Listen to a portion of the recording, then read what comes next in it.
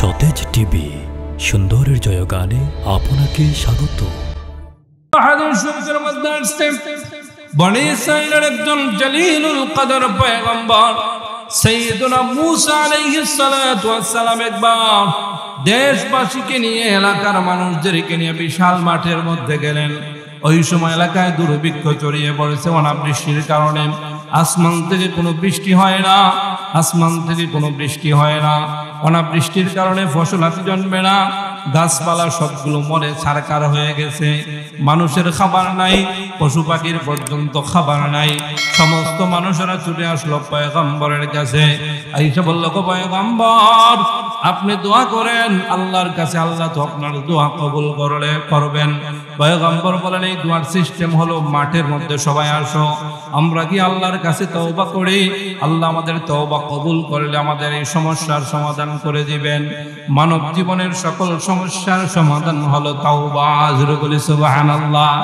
এজন্য আল্লাহ বলেন, ফাকুলতুস্তাগফিরু রাব্বাকুম ইন্নাহু কানা গফফারা ইরসিলিস সামাআ আলাইকুম মিদরারা ওয়া ইউমদিদকুম বিআমওয়ালিন ওয়া বানিন ويمددكم بأموال وبنين ويجعل لكم جنات ويجعل لكم أنهارا। রব্বে করিম বলেন, বান্দা আমি আল্লাহর কাছে তওবা করো। ইউরসিলিস সামা আলাইকুম মিদরারা, পানি সংক্রান্ত তোমার যত সমস্যা আমি আল্লাহ তওবার কারণে সমাধান করে দিব। জোরে বলে সুবহানাল্লাহ।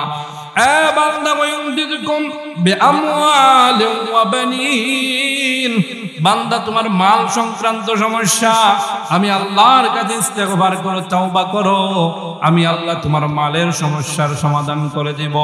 সন্তান সংক্রান্ত সমস্যা, আওলাদ সংক্রান্ত সমস্যা আমি আল্লাহর কাছে তওবা করো, আমি আল্লাহ তোমার তওবা কবুল করে আওলাদ সংক্রান্ত সমস্যার আমি আল্লাহ সমাধান করে দেব। জোরে বলি সুবহানাল্লাহ। সাইয়্যিদুনা মূসা আলাইহিস সালাতু ওয়াস সালাম তার এলাকার লোকদেরকে নিয়ে মাঠের মধ্যে হাজির হইলেন সালাতুল ইস্তিসকার নামাজ পড়ার জন্য। আল্লাহর কাছে দোয়া করলেন, রব্বুল আলামিন, আমরা গুনাহ করেছি, অন্যায় করেছি।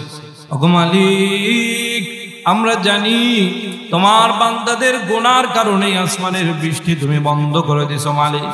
আল্লাহ গো, সমস্ত বান্দাদেরকে নিয়ে আমি তোমার পয়গম্বর তওবা করলাম। আয় আল্লাহ, আমাদের বৃষ্টির ব্যবস্থা করে দেন, আসমান থেকে বৃষ্টির ফয়সালা করে দেন। আসমান থেকে খবর আসলো, পয়গম্বর মূসা, ও পয়গম্বর, তোমার দোয়া আমি আল্লাহ অবশ্যই কবুল করব, কিন্তু এই জামায়াতের মধ্যে, এই সমাবেশের মধ্যে, এই মাঠের মধ্যে আমার একজন এমন নাফরমান বান্দা আছে যার জীবনে এত বেশি গুনাহ, এত বেশি গুনাহ, কোনো নেক আমল নাই। এই বান্দাকে যতক্ষণ পর্যন্ত মাঠ থেকে বের করে না দিবা ততক্ষণ পর্যন্ত আমি আল্লাহ বৃষ্টির ফয়সালা করব না। সাইয়্যিদুনা মূসা আলাইহিস সালাম জানায় দিলেন, ঘোষণা, এই মাঠের মধ্যে এমন কে আছো যে গুনাহ করতে করতে মাথা থেকে পা পর্যন্ত গুনার বাকি নাই, আসমান জমিনের চাইতেও তোমার গুনাহ বেশি। এমন কে আছো, এই মাঠ থেকে বের হয়ে যাও, এলাকার স্বার্থে, দেশবাসীর স্বার্থে বের হয়ে দাও। যতক্ষণ পর্যন্ত তুমি বের না হবে ততক্ষণ পর্যন্ত আল্লাহর ওয়াদা আসমান থেকে বৃষ্টির ফয়সালা হবে না। একজন আরেকজনের দিকে শুধুমাত্র তাকায় তাকায়, কে জানি বের হয়ে যায়। গেটের দিকে তাকায়, কেউ তো বের হয় না। একজন আরেকজনের মুখের দিকে চায়, আহারে কোন নাফরমান, যেই নাফরমানের কারণে আল্লাহ বৃষ্টি দিতে চান না। একজন আরেকজনের চেহারার দিকে চায়, মুখের দিকে চায়, কেউ বের হয় না লজ্জায়। কিন্তু যে নাফরমান সে তো জানে, সে মনে মনে ভাবতেছে, আহারে কি এক মুসিবতে পড়লাম, এখন যদি আমি মাঠ থেকে বের হয়ে যাই সমস্ত দেশের মানুষেরা দেখবে আমি নাফরমান। কেতনা বড় নাফরমান, আল্লাহর পক্ষ থেকে নির্দেশ আসছে বের হওয়ার জন্য। আহারে আল্লাহ তো এতদিন আমার গুনাহ লুকায় রাখছেন, সমাজের লোকেরা জানে না। এখন যদি বের হয়ে যাই সমাজের লোকেরা জানবে, পরিবারের লোকেরা জানবে, পরিবার তো আমাকে পরিবারে ঢুকতে দিবে না, সমাজের লোকেরা সমাজে জায়গা দিবে না, এলাকার লোকেরা এলাকায় জায়গা দিবে না, দেশের লোকেরা দেশে জায়গা দিবে না। আমার এই নাফরমানির চেহারা কেমনে সমাজের মানুষদেরকে দেখাই, কেমনে আমার পরিবারকে দেখাই, চিন্তায় পড়ে গেল। শেষ পর্যন্ত সে সিদ্ধান্ত উপনীত হলো, ও মালিক, জিন্দেগি বড় গুনাহ করেছি, আল্লাহ তোমার সত্তার নামের খাতিরে কোনোদিন তো আমাকে বেইজ্জতি অপমান করো নাই। ওগো মালিক, আজকে দেশবাসীর সামনে কেমনে বেইজ্জতি করবা? আল্লাহ, আমি আমার জিন্দেগির গুনাহ থেকে তোমার কুদরতি কদমে সিজদা করে তওবা করলাম। ও মালিক, ওয়াদা দিলাম গো, জিন্দেগিতে আর কোনোদিন আমি গুনাহ করব না। আয় আল্লাহ, আজকের মতো আমাকে মাফ করে দেন। যেই মাত্র আল্লাহর বান্দা মনে মনে আল্লাহর সাথে কানেকশন লাগাইয়া দিছে, সাথে সাথে আসমান থেকে বৃষ্টির ফয়সালা হয়ে গেছে। সুবহানাল্লাহ। মুসা আলাইহিস সালাম অবাক, সমস্ত লোকেরা গেটের দিকে চায় রয়েছে, কোন লোক তো বের হতে দেখি নাই। তো আল্লাহর কোন বান্দা বের হলো না। আল্লাহ বললেন, নাফরমান বের না হলে বৃষ্টি দিবেন না। কেউ বের হলো না, আবার বৃষ্টির ফয়সালা হলো। ডাক দিয়ে বলেন, পরওয়ারদিগারে আলম, কিছুক্ষণ আগেই তো আপনি ঘোষণা দিয়েছিলেন নাফরমান গেট থেকে বের না হলে আপনি বৃষ্টির ফয়সালা করবেন না। আল্লাহ কেমনে বৃষ্টি দিলেন? কেউ তো বের হলো না। আল্লাহ রাব্বুল আলামিন জানায়া দিলেন, ওগো পয়গম্বর মুসা, আমার ওই বান্দা ছিল নাফরমান, আমি আল্লাহর কাছে অপ্রিয় অপছন্দের বান্দা ছিল, কারণ সে ছিল গুনাহগার। গুনাহগার হওয়ার পরেও আমি আল্লাহ যেহেতু সত্তার নামের খাতিরে আমার বান্দার গুনাহ সমূহ আমি আল্লাহ ডাকিয়ে রাখছি, কাউকে জানতে দেই নাই। আর তুমি ঘোষণা দেওয়ার পরে আমার বান্দা যখন তওবা করে ফেলেছে, তওবা করার পরে তোমার বান্দা পবিত্র হয়ে গেছে। যেই বান্দা তওবা করে ফেলে ওই বান্দা আল্লাহর প্রিয় পাত্র হয়ে যায়। আল্লাহর ঘোষণা, ইন্নাল্লাহা ইউহিব্বুত তাওয়াবিনা ওয়া ইউহিব্বুল মুতাতাহহিরিন। ইন্নাল্লাহা ইউহিব্বুত তাওয়াবিনা ওয়া ইউহিব্বুল মুতাতাহহিরিন। যেই বান্দা তওবা করে, আল্লাহ বলেন নিশ্চয়ই আল্লাহ ইউহিব্বুত তাওয়াবিন, তওবাকারীদেরকে আল্লাহ রাব্বুল আলামিন মহব্বত করেন, পছন্দ করেন।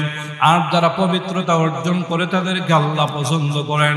আমার বান্দা এতক্ষণ ছিল না ফরমান, অপবিত্র, আমি আল্লাহর অপছন্দের বান্দা ছিল, এরপরও আমি আল্লাহ তার গুনাহ প্রকাশ করি নাই। বান্দা যখন তওবা করে ফেলেছে, আমি আল্লাহর কাছে সে প্রিয় হয়ে গেছে, আমি আল্লাহর কাছে সে পবিত্র হয়ে গেছে। অতীতের গুনাহ আমি আল্লাহ মাফ করে দিয়েছি। বলো না মুসা, আমার এই প্রিয় বান্দা গুনাহ কেমনে তোমাদের কাছে জানায়া দে? আমার বান্দার তওবা কবুল করে আমি আল্লাহ বৃষ্টির ফয়সালা করে দিয়েছি। সুবহানাল্লাহ। এই ছিল আগেকার যুগের মানুষের তওবা। নবীদের সাহাবী, মহিলা সাহাবী আল্লাহর পয়গম্বরের দরবারে আসছেন। আয়েশা বলতেছেন, জানাইতু ইয়া রাসূলুল্লাহি ফাতাহহিরনি, ওগো নবীজি, নফসের দোকায় শয়তানের প্ররোচনায় গুনাহ করে ফেলেছি, অপরাধ করে ফেলেছি, জিনা করে ফেলেছি। আল্লাহর নবী গো, জিনার গুনাহ এই ময়লা নিয়ে যদি আমি কবরে যাই, আমার আখিরাত শেষ, আখিরাত বরবাদ। ওগো নবীজি, আমাকে পবিত্র বানায় দেন। আল্লাহর নবী বলেন, মহিলা, তুমি জানোনি তুমি যে স্বীকারোক্তি দিতেছো এর শাস্তি কি? বলে, কি শাস্তি? বলে, শরীয়তের হুকুম হলো পাথর নিক্ষেপ করে করে তাকে দুনিয়ার থেকে বিদায় করে দেওয়া হবে, এই হচ্ছে তোমার শাস্তি। মহিলা বলেন, ইয়া রাসূলুল্লাহ, ইয়া হাবিবাল্লাহ, নবীজি, শয়তানের দুকায় নফসের প্ররোচনায় অন্যায় করে ফেলেছি, জিনা করে ফেলেছি, আমি নাপাক হয়ে গেছি। এই গুনার ময়লা নিয়ে যদি কবরে যাই তাহলে আমার আখিরাত বরবাদ। খবরদার, আমার আখিরাত বরবাদ করা যাবে না। এর জন্য যদি আমার জীবন দিয়ে দিতে হয় আমি রাজি আছি। ওগো নবীজি, ফাতাহহিরনি, আমাকে আপনি পবিত্র বানায় দেন। জোরে বলে সুবহানাল্লাহ। জানে নিশ্চিত মৃত্যু, এরপরও তাওবা করতে রাজি। বলে, আল্লাহর রাসূল আমাকে পবিত্র বানায় দেন। রাসূলুল্লাহ বলেন, তুমি যে জিনা করছো প্রমাণ করো। বলে ইয়া রাসূলুল্লাহ, আমার পেটে তো জিনার বাচ্চা। রাসূল বললেন, তাহলে তুমি অপরাধী, কিন্তু তোমার পেটে যে বাচ্চা আছে এই মাসুম বাচ্চা তো অপরাধী, তাকে পৃথিবীতে আসতে দাও। যতক্ষণ পর্যন্ত সে পৃথিবীতে ভূমিষ্ঠ না হবে ততক্ষণ পর্যন্ত তোমার উপর শাস্তি প্রয়োগ করা যাবে না, যাও বাড়িতে চলে যাও। মহিলা বাড়িতে চলে গেল।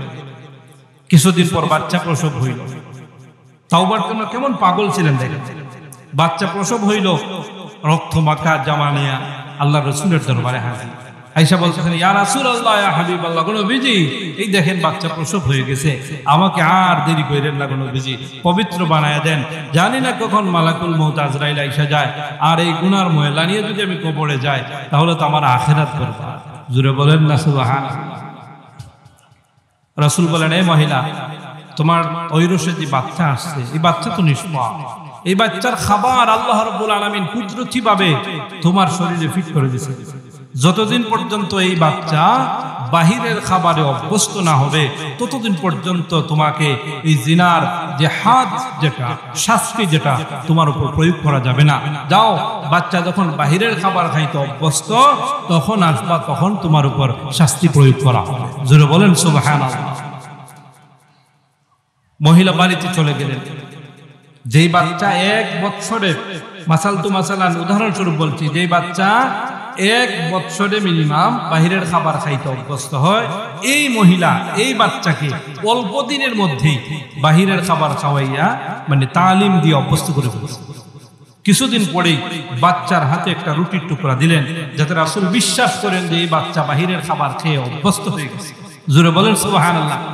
আয়েশা বলতেছেন, আসসালাতু ওয়াসসালামু আলাইকা ইয়া রাসূলুল্লাহ, ইয়া রাসূলুল্লাহ, ইয়া হাবিবাল্লাহ। ওগো নবীজি, ওগো আল্লাহর হাবিব, তাকায় দেখেন আমার এই মাসুম বাচ্চা এতদিন পর্যন্ত আমি নির্ভর ছিল, তার খাবার ছিল আমার শরীরের মধ্যে আল্লাহর দেয়া নিয়ামত। ওগো নবীজি, এই বাচ্চার হাতের দিকে তাকায় দেখেন, তার হাতের মধ্যে রুটির টুকরা।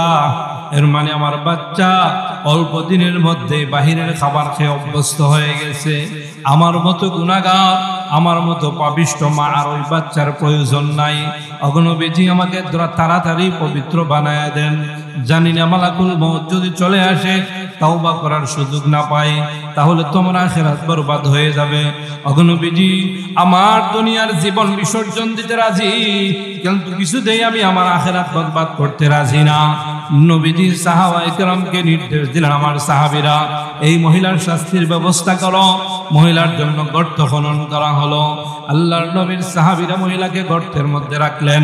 চতুর্দিক থেকে সাহাবীরা পাথর নিক্ষেপ করতেছেন, জিনার শাস্তি রজম মারতেছেন, পাথর নিক্ষেপ করতেছেন, পাথর নিক্ষেপ করতেছেন। এমনি নবীজির একজন সাহাবী, কিতাবের মধ্যে আসছে, নবীজির নাতি হযরত উসামা ইবনে যায়েদ রাদিয়াল্লাহু তাআলা আনহু সজোরে ওই মহিলার গায়ে পাথর নিক্ষেপ করলেন, আর পাথরের আঘাতে মহিলার শরীর থেকে রক্ত বের হয়ে ফিংফি দিয়া ওই সাহাবীর কাপড়ের মধ্যে লাগলো।